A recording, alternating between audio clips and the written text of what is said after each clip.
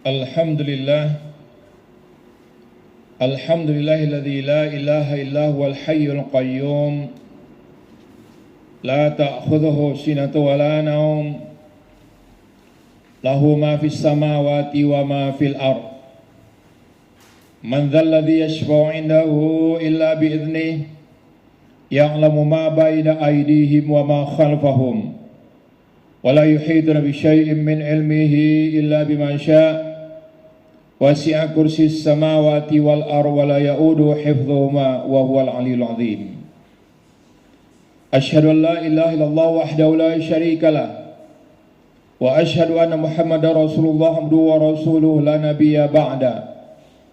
Allahumma shalli ala sayyidina Muhammad wa ala alihi wa sahbihi ajma'in, amma ba'du.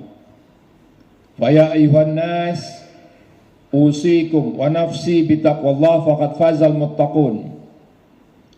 Faqala Allah Ta'ala fil Qur'anil Karim, a'udzu billahi minasy syaithanir rajim, bismillahirrahmanirrahim. Kullu nafsin dha'iqatul maut wa innama tuwaffawna ujurakum yaumal qiyamah. Faman zuhziha 'anil nar wa udkhilal jannah faqad faz. Wa mal hayatud dunya illa mata'ul ghurur. Shadaqallahul azim.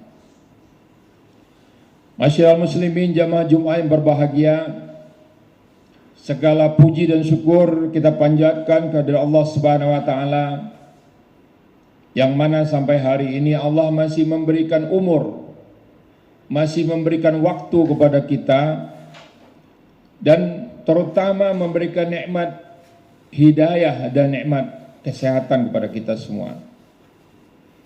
Betapa banyak orang-orang yang tidak diberi hidayah, tidak diberi petunjuk pada saat-saat mestinya dia hadir dalam sholat Jumat ini, mereka masih saja berlalu lalang atau bahkan tidak melakukannya sama sekali.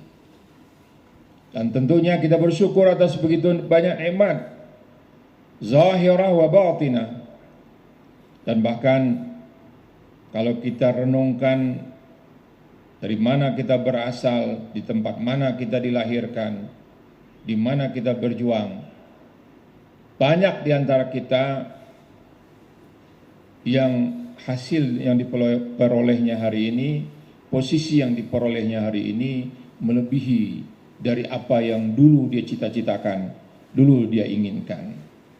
Salawat berangkai salam kita sampaikan kepada baginda Rasulullah SAW, karena dengan bimbingan beliaulah kita mendapatkan hidayah dari Allah Subhanahu wa taala.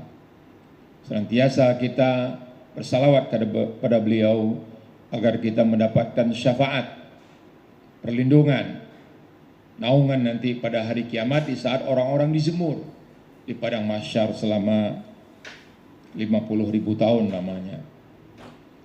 Dan khatib senantiasa mengingatkan, mewasiatkan takwa, karena takwa adalah satu makam, satu posisi kita yang membolehkan kita, yang mengizinkan kita masuk surga Allah.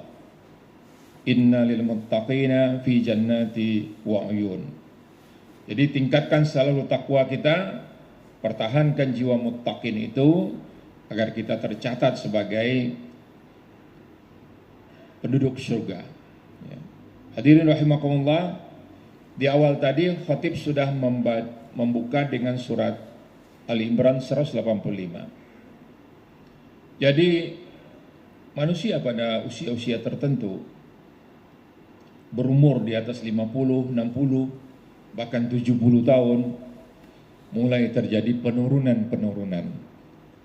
Kalau istilah ilmiahnya generatif, fisik juga sudah menurun, keinginan untuk makan banyak juga udah menurun, nggak seperti muda dulu. Kalau lihat nasi bungkus Padang lengkap dengan rendang tunjangnya main hajar aja.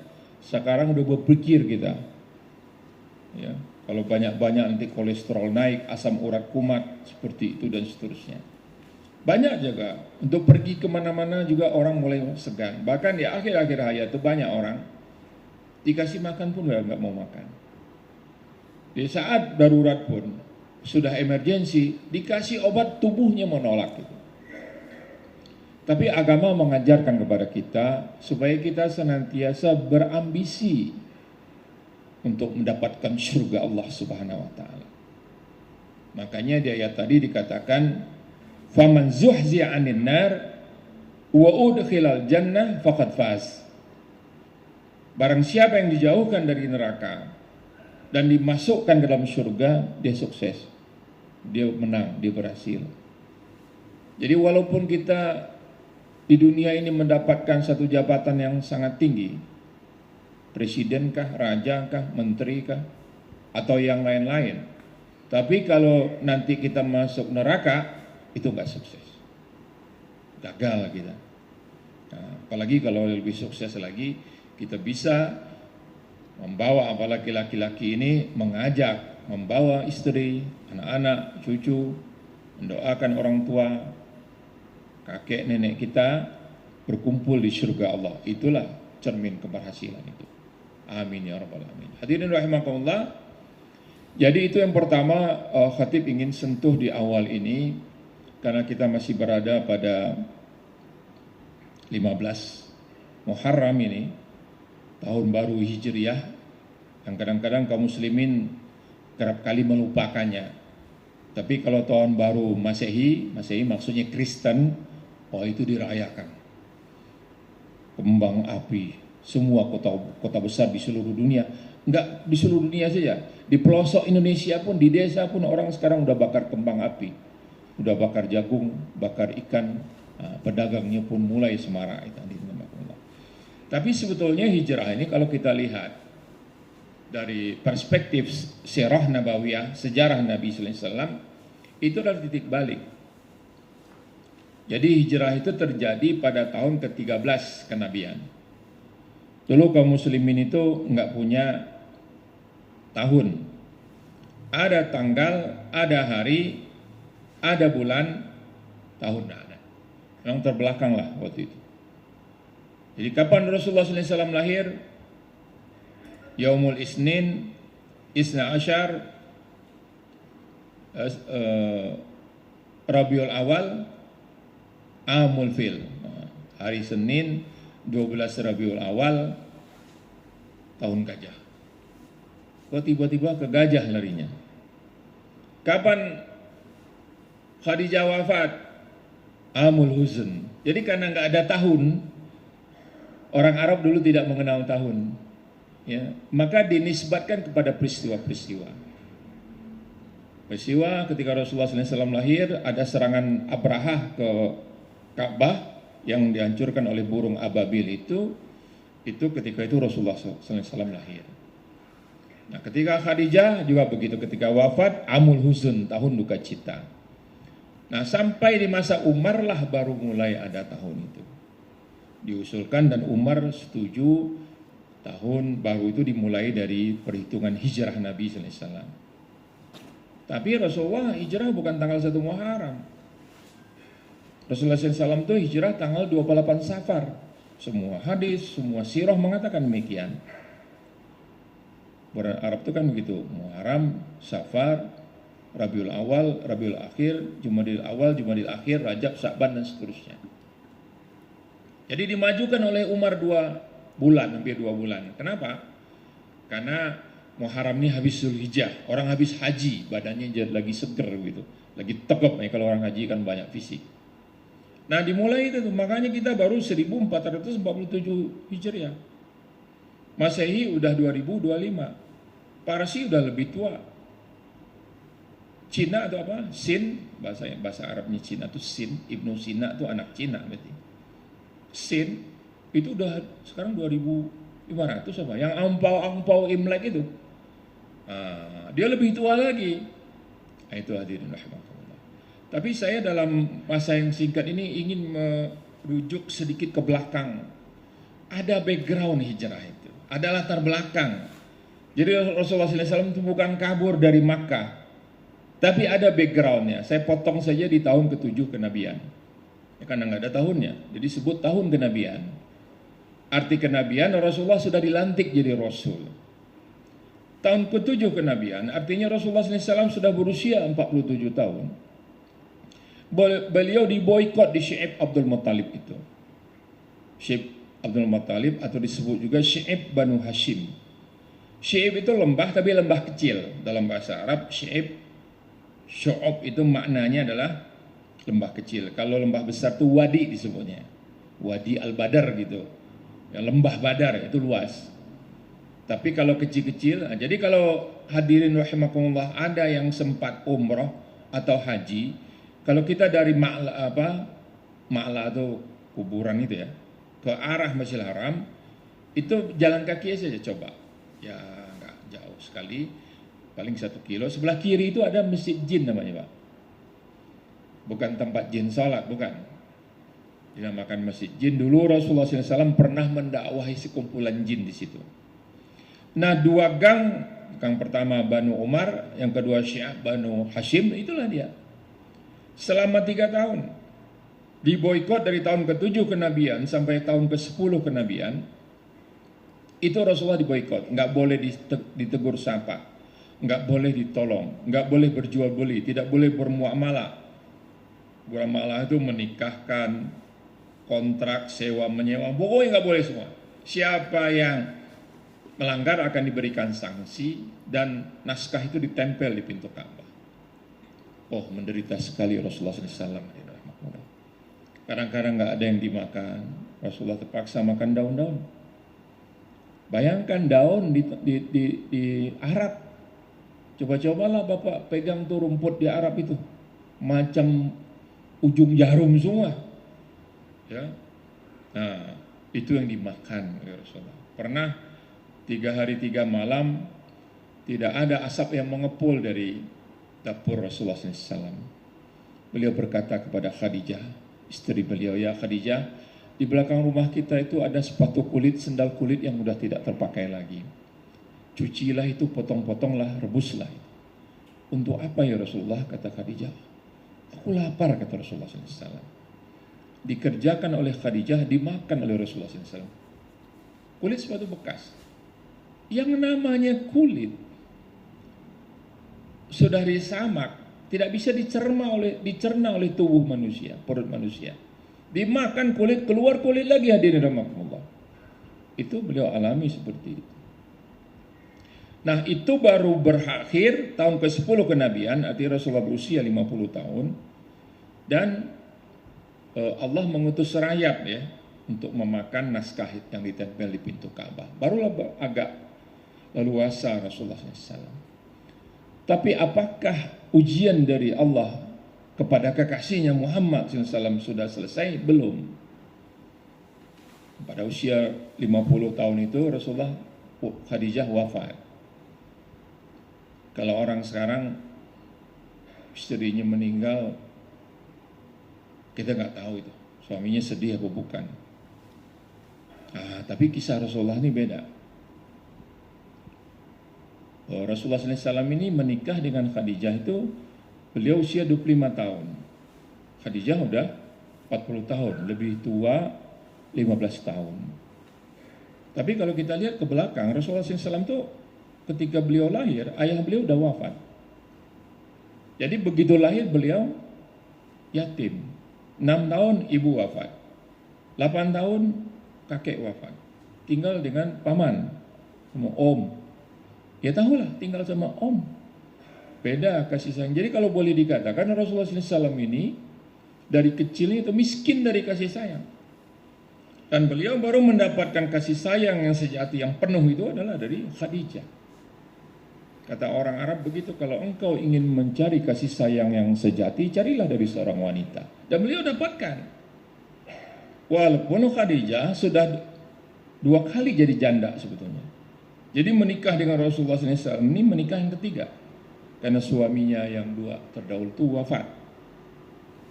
Tapi Khadijah bisa memberikan kasih sayang. Pernah ketika Rasulullah SAW lagi sholat, lagi sujud di dekat Masjid Haram itu, tiba-tiba seorang kafir Quraisy itu menyarungkan kulit binatang sudah belatungan, sudah berulat ke tubuh Rasulullah SAW. Rasulullah SAW kemudian pulang. Ada apa ya Rasulullah? Kata Khadijah. Aku disarungi dengan kulit binatang yang sudah belatungan, berulat. Dimandikan oleh Khadijah, disabuni, dikasih wangi-wangian, sampai Rasulullah berucap, baiti jannati, baiti jannati. Rumahku adalah surgaku, rumahku adalah surga. Luar biasa Khadijah. Bahkan ketika Rasulullah SAW pulang dari Gua Hira, udah 3 hari 3 malam nggak pulang ke rumah, terima wahyu pertama, ketakutan turun dari Gua Hira, dari puncak Jabal Nur sana, sampai di rumah beliau berkata, zammiluni, zammiluni, selimuti aku, selimuti aku. Khadijah nggak banyak cincang diselimuti. Ketemu Jibril, ini makhluk apa? Setelah tertidur, tenang, udah bangun. Nah, coba lihat bagaimana Khadijah memanggil suaminya. Berarti Rasulullah usia 40, Khadijah 55. 55 tahun, nenek-nenek. Ya, ukuran Indonesia nenek-nenek lah. Panggil suaminya, Habibi, ya Habibi. Kulli madza asabak, la sabar li Habibi. Coba, nenek-nenek panggil suaminya, duhai kekasihku, duhai kekasihku. Apa yang telah menimpa dirimu, ceritakan kepadaku. Aku udah gak sabar lagi dengarnya. Jadi, nah wanita yang memberikan semangat. Kalau Rasulullah SAW lagi down menghadapi cobaan di luar, kekerasan dari orang-orang Quraisy, berangkat ya Rasulullah, Allah pasti tolong engkau. Kasih semangat, ada perempuan, ada istri. Memang laki-laki ini gagahnya kalau ada istrinya, kalau nggak ada istrinya, apa? Error gitu, agak error. Bukan kita aja. Termasuk pemimpin-pemimpin besar pun begitu kita lihat istrinya wafat, udah nggak stabil dia, gitu. Nah Rasulullah mengalami itu, down Rasulullah. Pulang ke rumah ucapkan salam, tak ada yang jawab. Fatimah masih kecil lagi. Nggak lama wafat pula Abu Talib. Makin sewenang-wenanglah Quraisy. Suatu ketika Rasulullah mengajak kepada Zaid bin Harithah, ya Zaid, nadhaba ila Taif, kita berangkat ke Taif. Ini orang Makkah ini kasar-kasar. Taif ini mungkin sering turun hujan, banyak pohon, mungkin lebih ramah. Beliau datang jalan kaki ke Taif 165 km dari Makkah. Bukan disambut, dilempari dengan batu. Tidak ada satu pintu yang terbuka kecuali mereka melempari Rasulullah dengan batu. Rasulullah bercerita kepada Aisyah waktu di Madinah, tubuhku berdarah-darah, tidak ada tubuhku yang tidak terluka, dan aku pingsan. Ketika langit terkuak, muncul 2 malaikatul jibal, 2 malaikat penjaga gunung. Ya Muhammad, kami sudah lihat perlakuan kaum engkau. Kami sudah dapat izin dari Allah Subhanahu wa taala. Kalau kau izinkan, kami angkat 2 bukit ini, 2 gunung ini, batu ini, kami timpakan biar mereka musnah semuanya. Bahkan kau izinkan, kata Rasulullah, Allahumma fil qaumi wa hum la ya'lamun. Jiwa seorang nabi. Nah, disitulah curhat Nabi itu. Saya lupa di sini udah pernah saya sampaikan, tapi saya ulangi lagi. Karena kaji mesti diulang-ulang. Di Sahih Bukhari dimuat lengkap. Curhat Nabi setelah berjalan itu, berdarah-darah itu. Allahumma ilaika ashku du'fa quwwati wa qillati hilati wa hawani 'alan nasi ya arhamar rahimin. Anta rabbul mustad'afin wa anta rabbi. Ila man takiluni ya rabbi? Ila aduin ba'idin yatajahamuni am ila sadiqin qaribin malaktahu amri. In lam takun ghadbanan alayya fala ubali ya rabbi. Ya Allah, kepada engkau lah kucurahkan segala deritaku dan sedikit kekuatanku untuk menghadapi mereka ini ya Allah. Lihatlah bagaimana mereka menghinakanku ya Allah. Engkau adalah Rob orang-orang yang tertindas dan engkau adalah Robku. Kepada siapa aku ini hendak engkau serahkan? Pada musuh yang jauh yang akan membunuh, binasakan diriku ini, atau kepada kerabat yang akan membantu dakwah, terserah kepada engkau ya Allah. Terserah ya Allah. Asalkan engkau tidak murka kepadaku ya Allah, fala ubali, aku tak akan peduli. Tertunduk wajah beliau keluar dari kota Taif. Darah segar masih menetes dari tubuh yang suci. Nggak lama setelah itu turun surat Yusuf. Kalau orang Jakarta nih, orang Jakarta. Istrinya hamil 7 bulan, dia baca surat Yusuf.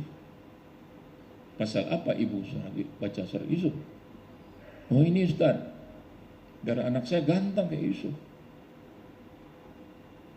Pak, surat Yusuf gunanya bukan buat gituan. Kalau bapaknya ya ireng-ireng dikit model saya ini, ya anaknya kurang lebih ya kayak gitu lah. Nggak mungkin anaknya tiba-tiba bule gitu, pirang rambutnya. Ya. Nah, surat Yusuf bukan itu. Jadi surat Yusuf ini hiburan bagi Rasulullah. Kenapa disebut hiburan? Jadi Yusuf kan tahu ceritanya. 2 tahun sudah dilemparkan oleh abang-abang kandungnya ke dalam sumur. Nggak pakai baju lagi. Bajunya diambil dilumuri darah domba. Diakui bahwa dia diterkam serigala ke Nabi Yakub ayahanda.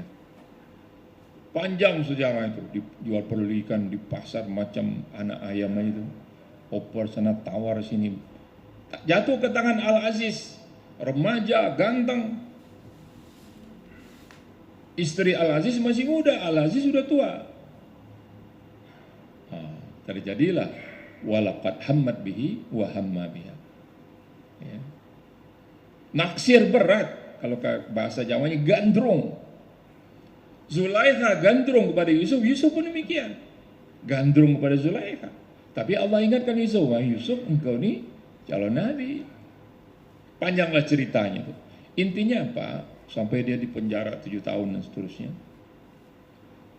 Yusuf itu seolah-olah Allah bilang begini, ada nabi yang lebih menderita lagi engkau ya Muhammad. Namanya siapa? Yusuf. 2 tahun udah dilempari ke dalam sumur, ceburin. Gitu. Nah, itu hiburan. Nah, tahun ke-10 itu kenabian. Tahun ke-11 Isra Mi'raj. Rasulullah berjumpa dengan Allah di Sidratul Muntaha. Bercakap-cakap, itu luar biasa. Dukungan spiritual yang luar biasa, moral yang luar biasa bagi Rasulullah. Nah, tahun ke-12 Bai'ah Aqabah Ula, tahun ke-13 hijrah. Kenapa hijrah? Berkumpullah 100 ketua kabilah Quraisy. Siapa yang bisa nangkap Muhammad, hidup atau mati, dapat 100 ekor unta. Orang Jakarta nggak ngerti itu harga unta. Jadi kalau kita konversi, kira-kira 100 mobil Avanza baru 2025, kurang lebih kayak gitu lah. Berebutlah orang itu. Tapi Allah menselamatkan Rasulullah untuk hijrah. Temannya Abu Bakar. Asri ya Rasulullah, asri ya Rasulullah. Cepat ya Rasulullah, aku takut engkau dipanah. Kata Abu Bakar, dakikah. Kata Rasulullah, tunggu sebentar. Beliau naik ke atas bukit itu, pinggir kota Makkah itu. Beliau tatap sekali lagi kota Makkah yang temaram di tengah malam itu. Banyak kenangan ibunda, kakek, paman, istri, punya putri di situ. Dia tunjuk, wallahi innaki la khaira ardillah wa habu ardu ilallah laula kharajtu minki ya Makkah ma kharajtu, kata beliau. Nangis beliau. Demi Allah engkau sebaik-baiknya negeri wahai Makkah, dan negeri yang paling aku dicintai dan paling dicintai oleh Allah. Sekiranya aku tidak diusir dari negeri ini, aku tak akan pernah keluar dari sini.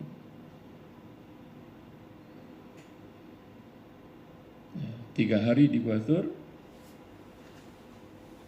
itu 28 Safar, tanggal 1 Rabiul Awal, beliau wasur itu ke arah Yaman, ke selatan, zigzag sampai tanggal 8 Rabiul Awal di Kuba, sampai mendirikan masjid di situ. 4 hari masuk kota Madinah.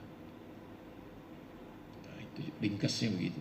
Nanti mulai itu, kalau kita hitung 1 Hijriah aman, 2 Hijriah perang Badar, 3 Hijriah perang Uhud, perang 85 kali Pak perang. Nah, tahun ke-10 Hijriah itulah terjadi Hajjatul Wada. Jadi Rasulullah cuma sekali berhaji. Ya, pertama dan terakhir. 130.000, menurut sirah itu 130.000 orang yang hadir. Beliau naik ke Jabal Rahmah di tengah-tengah padang Arafah, beliau berkhutbah. Ayuhan nas, Isma'u qawli waqilu fa inni la adri la'alli la'alqakum min ba'di 'ami hadha bihadzal mawaqifi abada la tarji'u ba'di kuffara yadribu ba'dukum riqaba ba'd. Terdiam tuh sahabat. Wahai manusia, telah sampai kabar kepadaku, dengarkan oleh kalian dan pikirkan oleh kalian, karena setelah ini, tahun ini umurku tak ada lagi. Tegang sahabat. Dan kita tidak akan bisa jumpa lagi di tempat ini selama-lamanya.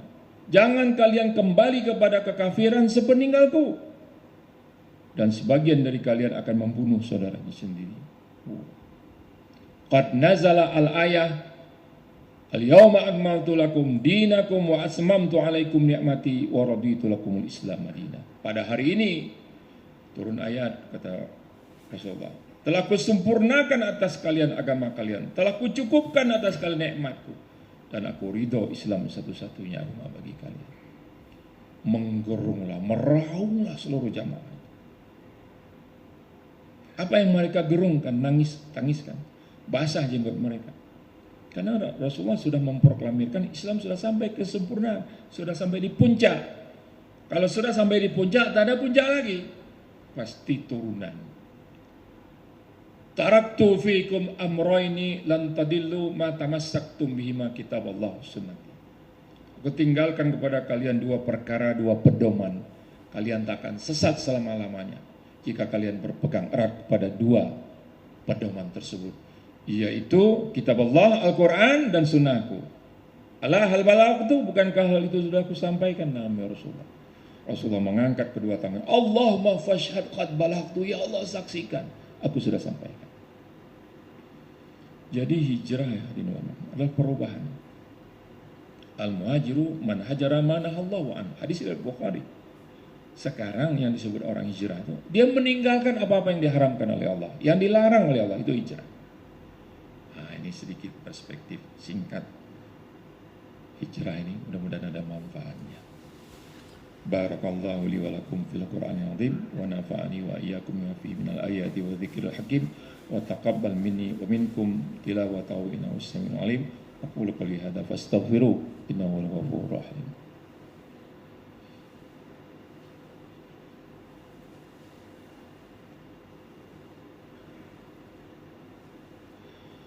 Alhamdulillah, alhamdulillahilladzi arsala rasulahu bil huda wa dinil haqqi liyudhhirahu 'ala dini kullih walau karihal musyrikun wa kafa billahi syahida.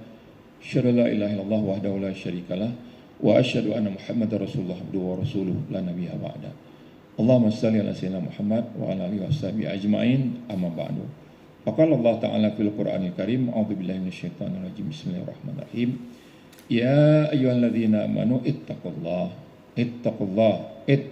haqqa tuqatih wa la tamutunna illa wa antum muslimun.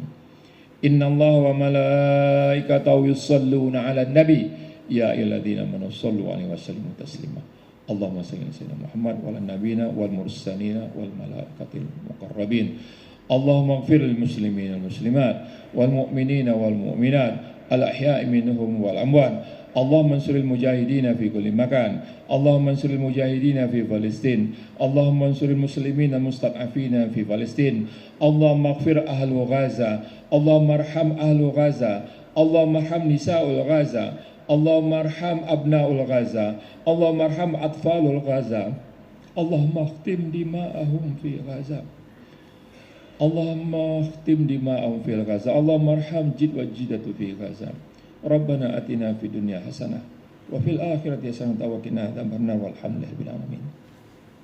Ibadallah, innallaha ya'murukum bil 'adli wal ihsan wa ita'i dzil qurba wa yanha 'anil fahsya'i wal munkari wal baghi ya'idukum la'allakum tadhakkarun fadhkurullaha 'azim yadhkurkum washkuru 'ala yazidkum wa la dzikrullahi akbar. Aqimissalam.